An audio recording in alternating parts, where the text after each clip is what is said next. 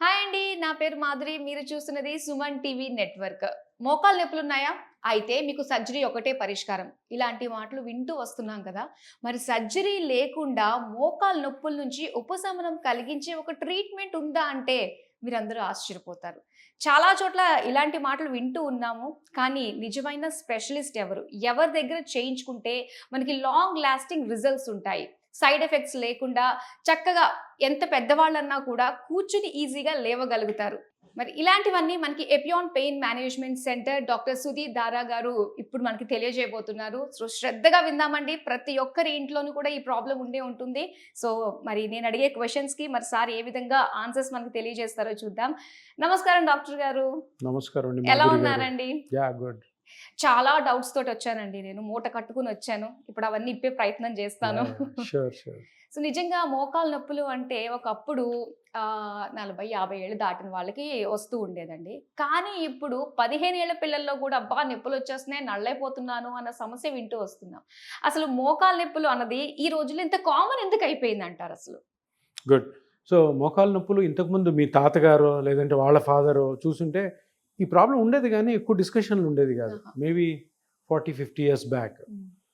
ఎక్కువ డిస్కషన్ ఇప్పుడు ఎందుకు వస్తుందంటే మీరు అన్నట్టు ఇంతకు ముందు కాలంలో maybe 40 years back only 50-55 age దాటిన వాళ్ళకే మోకాలు నొప్పులు వచ్చాయి. ఇప్పుడు ఏమవుతున్నాయి 25, 35, 45 ఈ రేంజ్లోనే ఎక్కువ మంది పేషెంట్స్ ఉన్నారు, ఎక్కువ మంది బాధపడుతున్నారు. సో క్వశ్చన్ అరైజ్ ఏంటంటే ఏం జరుగుతుంది అసలు, ఎందుకు ఇంతకుముందు 50-55 ఏళ్లలో వచ్చే మోకాలు నొప్పి ఇప్పుడు ఎందుకు వస్తుంది అన్న క్వశ్చన్ రైజ్ అవుతుంది. దీనికి మెయిన్ కారణం ఏంటంటే వెస్టర్నైజేషన్ ఆఫ్ ఇండియా. అనవసరమైన యాక్టివిటీలు, ఓవర్ ఎంతూజియాస్టిక్ అయిపోయి ఎక్సర్సైజ్లు, ఎక్కువ ఎర్న్ చేయాలన్న తపన, బాడీ కేర్ తీసుకోలేకపోవడం, ఒబేసిటీ, సెడెంటరీ లైఫ్స్. సో ఇవన్నీ బట్టి ఇప్పుడు ఏంటంటే ఇప్పుడు మేజర్గా మోకాళ్ళ నొప్పులు రావడానికి కారణం ఏంటంటే మోకాల్ని ఎక్కువ వాడేస్తారు. ఏదైనా అంతే కదా, షర్ట్ అయినా ప్యాంట్ అయినా చీర అయినా కానీ ఇప్పుడు ఒక పట్టు చీర ఉంటుంది, అది అప్పుడప్పుడు అకేషన్స్గా మూడు నెలలకు ఒకసారి వేసుకుంటే ఎక్కువ కాలం ఉంటుంది. అదే దాన్ని రోజు వేసుకొని మనం రోజు పనికి వెళ్ళామంటే అది ఒక 1-2 ఇయర్స్లో చిరిగిపోతుంది. అదేవిధంగా నీ జాయింట్ కానీ, షోల్డర్ జాయింట్ కానీ, స్పైన్ కానీ, ఇతర ఏ జాయింట్ అయినా కానీ యూసేజ్ అన్నది రెగ్యులేటెడ్గా ఉండాలి. అంటే ఇష్టం వచ్చినట్టు మోకాలను వాడేయడము, ఇష్టం వచ్చినట్టు షోల్డర్ని వాడడము, ఉన్న టైం కంటే ఎక్కువ వాటితో పని చేయించడం. ఇప్పుడు మనం మోకాల గురించి మాట్లాడుతున్నాం కాబట్టి ఎట్లాగా ఓవర్ యూజ్ అవుతుంది అంటే, ఇప్పుడు ఒక హౌస్ వైఫ్ని తీసుకోండి. హౌస్ వైఫ్లో ఇప్పుడు ఒక 2000-2500 ఎస్ఎఫ్టీ ఉన్న ఇంట్లో మొత్తం పని చేసినా కూడా ఎఫెక్టివ్ వర్క్ 2.5 hours ఉంటుంది, అంతే కదా. మీరు బట్టలు గిట్టలు వంట గింట అన్నీ చేసుకొని 2:30. కానీ మన లేడీస్ ఏం చేస్తారు, పొద్దున్న 6కి లేచి రాత్రి 11 వరకు తిరుగుతూనే ఉంటారు. మరి అది ఓవర్ యూజ్ అవడమే కదా. కేబీఆర్ పార్క్కి వెళ్ళండి, అక్కడ ఒక 600 మంది రోజుకి కిలోమీటర్లు తిరుగుతుంటారు. చూసారా, అందరు మనం ఏమనుకుంటాం, బయట నుంచి వెళ్తున్నాం, బా నేను కూడా వాకింగ్కి వెళ్తే బాగుండరా, నేను వెళ్ళలేకపోతున్నాను, బద్ధకమో టైం లేకుండా. ఆ ఎవరైతే వెళ్ళట్లేదో వాళ్ళ మోకాళ్ళు తొందరగా అరిగిపోదు, ఎవరైతే లోపల ఉన్నారో వాళ్ళు అరుగుతాయి. బాబోయ్, నిజంగా ఇది వినడానికి భయం వేస్తుందండి. ఇది సైన్స్. ఎందుకంటే పాపం వాళ్ళకేంటి, డాక్టర్లో యూట్యూబ్లో ఇంటర్నెట్లోనే వాడు వాకింగ్ చేయండి సార్ అంటారు. వాకింగ్ చేయంటే ఎంత చేయాలి, ఏం చేయాలి, ఎంత చేస్తే మన కాళ్ళు ఉంటాయి, ఎంత చెయ్యకపోతే దెబ్బతింటాయి, ఎంత ఓవర్ చేస్తాయి అది ఎవరికి తెలియదు. ఇప్పుడు కేబీఆర్ పార్క్ మొత్తం ఒక రౌండ్ కొట్టి 4 కిలోమీటర్స్. ఆ 4 కిలోమీటర్స్ వాళ్ళు ఒక 65 years అతను కానీ వాక్ చేసాడు అనుకో, ఏమవుతాయి, ఉన్నది కాస్త అరిగిపోతుంది. సో ఏజ్ ప్రకారము, మనకున్న కండిషన్స్ ప్రకారము ఎంత ఎక్సర్సైజ్ చేయాలి, ఎంత వాకింగ్ చేయాలి తెలియదు ఎవరికి. సో ఏం చేస్తారు, ఒక మాట జిమ్కి వెళ్ళంటారు. ఎవరంటారు జిమ్కి వెళ్ళమని, ఎవరో అంటారు, దారిని పోయి దానయ్య పక్కింట్లో వాడు జిమ్ ట్రైనర్, రోజు పోయి కండలు తిరిగి ఎవడు 40-45 years దాటిన వాళ్ళు సడన్గా వాళ్ళకి ఏదో హృతిక్ రోషన్ లాగా కనపడాలనిపిస్తుంది. వెళ్ళి ఎత్తి ఏవో లిగమెంట్లు, మోకాళ్ళలో కాట్లేజ్ జరిగిపోవడం, స్పైన్లో ప్రాబ్లమ్స్. తప్పు ఇవన్నీ. ప్రతి దానికి డాక్టర్స్ ఉన్నారు. ఆ డాక్టర్స్ని అడిగి అడ్వైజ్ తీసుకోండి. సో మనం coming back to your question, మోకాళ్ళు ఎందుకు చిన్న వయసులో అరిగిపోతున్నాయంటే అతిగా మోకాళ్ళని వాడడం వల్ల. ఓకే. అది హౌస్ వైఫ్ అవ్వచ్చు, జిమ్ చేసేవాడు అవ్వచ్చు, వాకింగ్ వాకింగ్ చేసేవాడు అవ్వచ్చు, ఇతరత్ర ఎక్సర్సైజ్లు అనవసరంగా చేసేవాళ్ళు, సైక్లింగ్ చేసేవాళ్ళు అవ్వచ్చు, మ్యారథాన్స్ చేసేవాళ్ళు అవ్వచ్చు. తప్పకుండా తొందరగా అరిగిపోతాయి, సమస్య లేదు. ఇప్పుడు ఏదో 5K రన్ ఇదంతా కూడా మనం ఎనర్జెటిక్ గా ఉండడానికి పెడుతూ ఉన్నారు, దాని వల్ల కూడా ప్రాబ్లమ్స్ వస్తున్నాయి. అయితే దాన్ని గవర్నమెంట్ మళ్ళీ ప్రమోట్ చేస్తుంది చేస్తుంది కదా. వాళ్ళకి తెలీదు, పరిగెత్తేవాడికి తెలీదు. మ్యారథాన్ అందరు పరిగెత్తున్నది, ఈరోజు ఫస్ట్ టైం పోయి పరిగెత్తాము అని పరిగెత్తుంటారు. ఏమవుతారు? అలవాట్లేని జాబు, ఇతరులు ఇంక అందరూ పరిగెత్తి ఏదో ఒక లిగమెంట్ కట్ అయి ఉంటుంది, మళ్ళీ డాక్టర్ దగ్గర పరిగెత్తారు.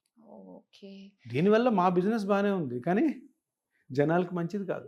సో మంచి చెప్పాలి మనం, మంచి చెప్తే రియల్గానే బర్డన్ తగ్గిపోతుంది. ఇంతమంది మోకాలతో బాధపడాల్సిన అవసరం లేదు, ఇంతమంది మోకాల కోసం ప్రతి హాస్పిటల్ తిరగాల్సిన అవసరం లేదు. ఇప్పుడు ప్రతి కార్పొరేట్ హాస్పిటల్లో ఒక రోజులో 80% ఓపీ, 80% కొత్త ఓపీ వచ్చే వాళ్ళందరూ మోకాళ్ళు అరిగిపోయిన వాళ్ళే. అది జబ్బు కూడా కాదు. అరే జబ్బు లేకుండా డాక్టర్ దగ్గరికి ఎందుకు వెళ్తున్నారు? అరగ తీసుకొని వెళ్తున్నారు, తెలియక. ఈ అవేర్నెస్ క్రియేట్ చేయాలి. సో రీజన్స్ అన్నవి కూడా ఓవర్ యూజ్ ఆఫ్ నీ joints is the reason for knee joint pains.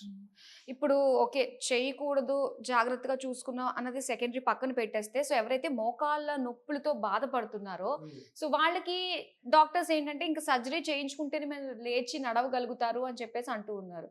So దానికి మనకి ఆల్టర్నేట్ ఎటువంటి సర్జరీ లేకుండా అని చెప్పేసి మనం చెప్తూ ఉన్నాం. సో దీని గురించి తెలుసుకోవాలండి. ఇప్పుడు మోకాళ్ళు సరే మనం ఎంత మాట్లాడుకున్నా కానీ జనాలందరినీ మార్చలేము. కొంతమంది వేరే వేరే కండిషన్స్ వల్ల వాకింగ్ చేయాలి, జాబ్ ఉంటుంది. ఇప్పుడు వాచ్మెన్ ఉన్నాడు, పాపం నిలబడి ఉండాలా, ట్రాఫిక్ కానిస్టేబుల్ ఉన్నాడు, నిలబడి ఉండాలా, టీచర్స్ ఉన్నారు, 8 hours నిలబడి టీచ్ చేస్తేనే జీతం ఇస్తారు. వాళ్ళకి చైర్ కూడా వేయరాళ్ళు. ఎవరు? అడ్మినిస్ట్రేషన్ చైర్ వేయకూడదు, తెలుసా కదా మీకు? చైర్ వేస్తే పనిష్మెంట్, కూర్చోకూడదు, నిలబడి చెప్పాలి. ఎందుకు? నిలబడి చెప్తేనే బాగా చెప్తారంటే. సో వీళ్ళకి తప్పదు, వాళ్ళకి అరుగుతాయి, వాళ్ళు బాధపడతారు. సో ఇప్పుడు ఏమున్నాయి ఆప్షన్స్ ఏంటి? మీకు ఫస్ట్ టైం 35 yearsకో 45కో మోకాలు నొప్పి వచ్చింది, ఇమీడియట్గా ఏం చేయాలా? ఫస్ట్ చెక్ చేసుకోవాలి. 10 days వరకు ఉంది నొప్పి, 10 days తర్వాత నొప్పి తగ్గట్లేదు, అలాగే కంటిన్యూ అవుతుంది. సో వెంటనే అందరూ తెలుసుకోవాల్సింది ఏంటంటే అసలు నా మోకాల్లో ఏమవుతుంది, ఎందుకు నొప్పి వస్తుంది? మోకాలంటే ఒక స్ట్రక్చర్ కాదు, దాంట్లో 5-6 స్ట్రక్చర్స్ ఉంటాయి. పెద్ద బోన్స్ ఉంటాయి, లిగమెంట్స్ ఉంటాయి, మెనిస్కస్ ఉంటుంది, కార్టిలేజ్ ఉంటుంది, మజిల్స్ ఉంటాయి, 5 ఉన్నాయి. సో దేని వల్ల ప్రాబ్లం వస్తుందో కనుక్కోవాలి. సో ఇప్పటి వరకు ఏం ట్రీట్మెంట్స్ ఉన్నాయి అవన్నీ కనుక్కోకుండా ఏం చేస్తారు? టాబ్లెట్స్ పెడతారు. ఫస్ట్ పెయిన్ కిల్లర్స్, అది ఇంకా డేంజర్. అందరూ ఏమనుకుంటారు? పాపం చదువుకున్న వాళ్ళు కూడా ఆ పెయిన్ కిల్లర్స్ వాడుకుంటా ఉంటే కంట్రోల్ వేసుకుంటే బాగుంటుంది. కానీ తెలియని విషయం ఏంటి? లోపల డ్యామేజ్ని పెయిన్ కిల్లర్స్ అరికట్టవు, లోపల ఉన్న డ్యామేజ్ని కరెక్ట్ చేయవు. సో ఏమవుతుంది? మీరు అడిక్ట్ అవుతారు పెయిన్ కిల్లర్స్కి. పెయిన్ కిల్లర్స్ మీరు అడిక్ట్ అయిన తర్వాత అది కిడ్నీ మీద కానీ లివర్ మీద కానీ ఎఫెక్ట్ చేస్తుంది. సో అది కూడా డేంజరే. సార్ మరి ఇంకేమున్నాయి సార్? మరి పెయిన్ కిల్లర్స్ వాడొద్దు అంటారు, వాకింగ్ చేయొద్దు అంటారు, మరి నొప్పితో భరించాలా, ఆయన టీచర్ జాబ్ చేసుకోవాలి, ఎట్లా అంటే? సో ఇది కనుక్కున్న తర్వాత అసలు ఏ పార్ట్ డ్యామేజ్ అయిందో కనుక్కున్న తర్వాత చిన్న చిన్న స్కాన్స్తోనే బయటపడతాయి. నెక్స్ట్ సిట్టింగ్ ఏంటంటే పెయిన్ కిల్లర్స్ వద్దు, లేదు పెయిన్ కిల్లర్స్ వద్దు, ఫిజియోథెరపీ. ఫిజియోథెరపీ అంటే ఏంటి? ఎక్సర్సైజ్.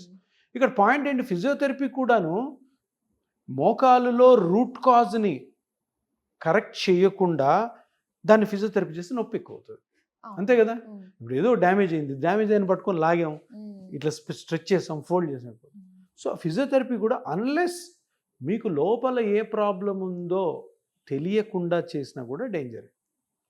సరే సార్ ఇది కూడా లేదు, మరి ఇంకేముంది అంటే ఏమీ లేదు. ఫస్ట్ ఆఫ్ ఆల్ మోకాల్లో జరుగుతున్న డ్యామేజ్ని కనుక్కోవాలి. అది ఎక్కడ డ్యామేజ్ అయింది? లిగమెంటా, మజిలా, బోనా, కార్టిలేజా? అది కనుక్కున్న తర్వాత కొత్త సైంటిఫిక్ ఆర్టికల్స్ ఏం చెప్తాయంటే ఆ పార్ట్ని ఏదైతే దెబ్బతినిందో ఆ పార్ట్ని మళ్ళీ రీజనరేట్ చేయొచ్చు. బయట నుంచి మెడికేషన్ ద్వారానా?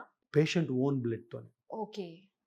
సో ఏంటి సార్ ఇది ఎట్లా ఉంది? ఇది లేటెస్ట్ సైన్స్ ఏం చెప్తా అంటే, బాస్ నీ మోకాల్లో నొప్పి ఏదైతే వచ్చిందో అది జబ్బు కాదు. జబ్బు అంటారు కానీ ఏముంది? ఆ చిన్న కార్టిలేజ్, చిన్న పార్ట్లో అరిగి ఉంటుంది. మొత్తం మోకాలంతా ఎప్పుడు చెడిపోదు, ఎవరికి చెడిపోదు, ఓహో. మోకాలు మొత్తం చెడిపోదు. అందుకని మోకాలు మొత్తానికి ట్రీట్మెంట్ అవసరం లేదు. స్కానింగ్ చేసుకొని 99% కేసెస్లో కార్టిలేజ్ అరిగి ఉంటుంది. ఆ కార్టిలేజ్ అరగడం వల్ల బోన్ రబ్ అవుతుంది, ఓకే. బోన్ దగ్గరికి వస్తుంది. 2 బోన్స్ మధ్యలో కార్టిలేజ్ కరెక్ట్గా ఉంటే ఫ్రీగా ఉంటుంది. పరిగెత్తు, దుంకు ప్లస్ ఏమైనా చేయి. ఆ కార్టిలేజ్ అరిగిపోతే 2 ఎముకల దగ్గరికి వచ్చి రాసుకుంటాం. అదే జిగురు అంటాం కదా. జిగురు అంటాం, గమ్ అంటాం. సో ఆ కార్టిలేజ్ అరిగిన దాన్ని కనుక్కొని అది ఎక్కడైతే అరిగిందో చూసుకొని దాన్ని మెజర్ చేసుకొని మీ బ్లడ్లోని ఓన్ సెల్స్తోనే, మీ బ్లడ్లో ప్లేట్లెట్స్ ఉంటాయి, ప్లేట్లెట్స్ మీద గ్రోత్ ఫ్యాక్టర్స్ ఉంటాయి. ఆ గ్రోత్ ఫ్యాక్టర్స్ కానీ ఇంజెక్ట్ చేస్తే అదే కార్టిలేజ్ని పెంచుతుంది. దాని అంతటా మళ్ళీ గ్రో అవుతుంది. ఓకే. దీనికి ఏంటి సార్ ఎట్లా గ్రో అవుతుంది సార్? చాలామంది అంటుంటారు, చాలామంది డాక్టర్లు కూడా అంటారు, మరి పేషెంట్ బ్లడ్డే కదా, పేషెంట్ బ్లడ్ బాడీలో తిరుగుతుంటే అదే పోయి ట్రీట్ చేసుకోవచ్చు కదా, నువ్వు బయటికి తీసి అవును కదా. దాన్ని మళ్ళీ నువ్వు ఏదో చేసి ఎక్కిస్తావంటే ఇది నమ్మొద్దు కదంటే. ఏంటంటే ఇప్పుడు అసలు బ్లడ్లోని సెల్సే కార్టిలేజ్ని, గుజ్జుని ఎలా పెంచుతాయి? ఇది డౌట్ అందరికీ. ఎలా పెంచుతాయి అంటే, ఇప్పుడు మీకు ఇక్కడ చిన్నగా గుచ్చాను, బ్లడ్ వస్తుంది, పిన్నిస్ తీసుకుని గుచ్చాను, ఏం చేస్తారు? ఇట్లా పెట్టి ఒత్తుతారు. ఒత్తితే ఏమవుతుంది? ఆగిపోతుంది. ఎందుకు ఆగుతుంది? అసలు బ్లడ్ ఎందుకు వస్తుంది? నేను గుచ్చాను, గుచ్చితే బ్లడ్ ఎందుకు వస్తుంది? జస్ట్ మొత్తం బ్లడ్ ఫ్లో అవుతూ ఉంటుంది కాబట్టి. ఎక్కడ ఫ్లో అవుతుంది? నరాల ద్వారా ఫ్లో. నరాలు కాదు, ఆర్టరీస్, వీన్స్ అంటాం. Veins, blood vessels. Blood vessels ఏంటి? పైపులు. పైపుకి బొక్క పెట్టాం, లీక్ అవుతుంది. లీక్ అవుతుంది. మీ ఇంట్లో పైపు బొక్కపడింది అనుకో, ఇట్లా గట్టిగా ఒత్తితే పోతుందా? ఆగిపోద్దా? అక్కడ ఆగదు, ఇక్కడ ఆగుతుంది. ఎందుకు ఆగుతుంది? ఇది పైపే, అది పైపే, దీంట్లో బ్లడ్, దాంట్లో వాటర్. ఎందుకు ఆగుతుంది? సెల్ఫ్ రిపేర్ ఉంటుంది. ఎగ్జాక్ట్లీ. సో సెల్ఫ్ రిపేర్ అంటే ఏంటంటే, బ్లడ్లో ప్లేట్లెట్స్ ఉంటాయి కదా, ఇలా ఎక్కడైనా ఇంజరీ అయినప్పుడు కొన్ని లక్షల ప్లేట్లెట్లు అక్కడికి వచ్చేస్తాయి. ఓకే. వచ్చి దట్ హోల్ ఏదైతే ఉందో దాన్ని ఇమ్మీడియట్గా హీల్ చేస్తాయి, ఇమ్మీడియట్గా, with in seconds. Okay. Mystery లాగా ఉంది కదా. సో ఇది ఈ ప్రాపర్టీనే తీసుకొని, ఇప్పుడు మీ దగ్గర మీకు మోకాలు అరిగిపోయింది అనుకోండి, 20 ml బ్లడ్ తీసుకొని దాన్ని ప్రాసెస్ చేసి ఈ 20 ml నుంచి 1 ml పిఆర్పి తీసుకుంటాం. ఆ 1 ml ఏముంటుంది తెలుసా? కొన్ని లక్షల ప్లేట్లెట్లు ఉంటాయి, లాక్స్ ఆఫ్ ప్లేట్లెట్స్. ఆ ప్లేట్లెట్స్ ఆ 1 ccలో తీసుకెళ్ళి ఆ కార్టిలేజ్ ఎక్కడైతే అరిగిందో అక్కడ కానీ వదిలేమనుకో, ఇమ్మీడియట్గా రిపేర్ ప్రాసెస్ స్టార్ట్ అవుతుంది. మరి ఇక్కడ రిపేర్ అయింది, అక్కడ రిపేర్ అవుతుంది కదా. ఇక్కడ రిపేర్ అవ్వాలంటే ప్లేట్లెట్స్ అన్నీ దగ్గరకు వచ్చి చిన్న హోల్ కాబట్టి అది సరిపోతుంది. కానీ ఇక్కడ డ్యామేజ్ పెద్దగా ఉంటుంది. ఆ పెద్దగా ఉన్న డ్యామేజ్ కోసము ఎక్కువ ప్లేట్లెట్స్ కావాలి. ఆ ప్లేట్లెట్స్ అని మనం ల్యాబ్లో తయారు చేస్తాం, చేసి ఇమీడియట్గా వదులుతాం. సో అది కార్టిలేజ్ రీగ్రో చేస్తుంది. సో ఇది next treatment, the best treatment. ఎందుకు? చిన్న ఇంజెక్షన్తో అయిపోయింది. తర్వాత సర్జరీ ఉంది, అది తర్వాత సంగతి. ఎందుకు? ఎప్పుడు కూడాను ప్రతి మెడికల్ బుక్లో రాసేది, సర్జరీకి వెళ్ళే ముందు ఇవన్నీ కూడా కరెక్ట్ పద్ధతిలో వాడి అప్పుడు కాకపోతే సర్జరీకి వెళ్ళాలి. ఇప్పుడు నేను చెప్పిన జాగ్రత్తలు తీసుకుంటూ కరెక్ట్ ప్లేస్లో, కరెక్ట్ డాక్టర్ దగ్గర, కరెక్ట్ హాస్పిటల్లో పిఆర్పి చేసుకుంటే సర్జరీకి వెళ్ళే ఛాన్సెస్ తగ్గిపోతాయి. ఓకే. నిజంగా చాలా మందికి డౌట్ ఉంటుంది, ఒక్కటే పరిష్కారం సర్జరీ అనుకున్న వాళ్ళకి నిజంగా ఇదొక చక్కటి అద్భుతమైన ఒక రిలీఫ్ అన్నట్టుగానే చెప్పాలి, మంచి ఆల్టర్నేట్. సో చాలా మందికి ఉన్న కన్ఫ్యూజన్స్, డౌట్స్ని అన్నిటినీ కూడా క్లారిఫై చేసినందుకు థ్యాంక్ యూ సో మచ్ అండి. Thank you. నమస్తే.